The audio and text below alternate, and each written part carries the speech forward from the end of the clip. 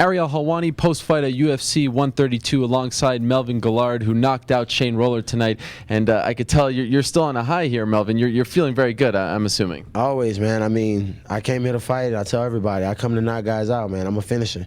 I'm the #1 fighter in the UFC at lightweight. That's a finisher. Other guys not really finishing fights. I mean, the fight right before mine, he finished, but most guys aren't consistent finishers. I go in for the kill. You seem to be in a very good place. All week you were very confident. Even at the weigh-ins, you seemed very confident.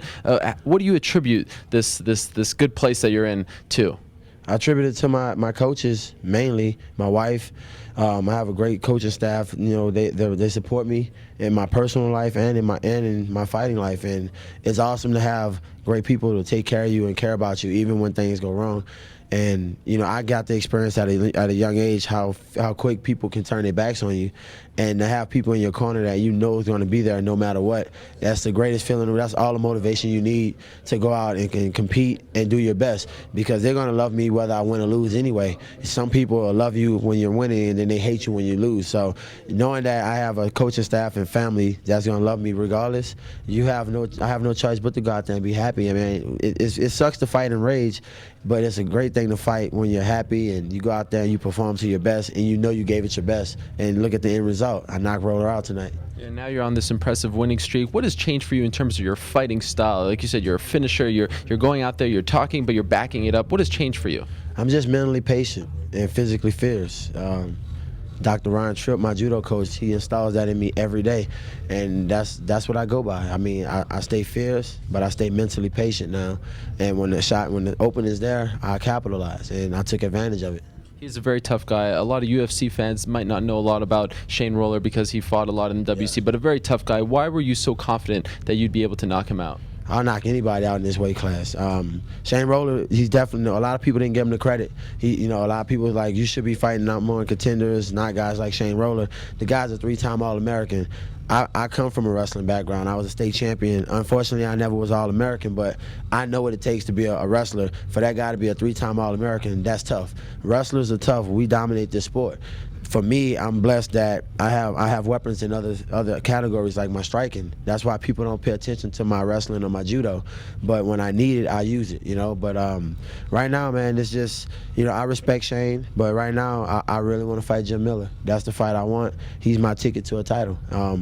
And if I fight anybody else, I don't feel like it's right. I feel like Jim Miller is my #1 contender fight. As you may know, Jim Miller is supposed to fight Ben Henderson next. So what do you think you will do next? Well, I mean, I care the world for Ben Henderson, man. He's a really good friend of mine, and it's only business. But if Ben beats Jim, then that kind of ruins it for my stretch, because if I fight anybody else, I may not get that call. So, if I beat a guy like Jim Miller and knock him out, I'll definitely get a call. I know I would. So I'm not saying I want to see Ben Henderson lose, but on the business aspect, I might need him to take that L so I can get that W. But on the flip side, if Jim Miller loses, then you just, move up another step on the ladder, and perhaps you're closer to a title shot now. Yeah, but for me, I want to earn it, man. I don't want anybody to give me anything. Nobody's ever gave me anything in my life. I worked hard till this day. I support myself, my family, and I'm the blessing, and I learned from my father and mother. They never gave me anything. They made me work hard for everything I earned, and that's the only way I want to see my title around my waist, is that I know I worked hard for it, and the fans can say, nobody gave that kid a shot. He went and got it. That's the way it should be.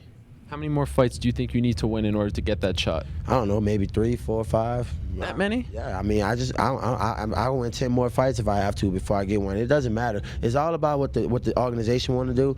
My job is to fight and win and stay in. All this worrying about title shots and stuff like that, that's just distractions. Right now, it's about, I fought hard to get here back in '05.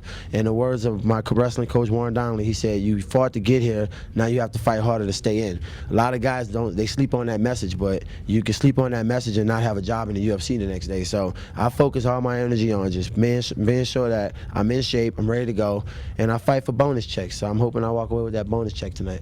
Congrats, Melvin. Thanks for the time. Thank you.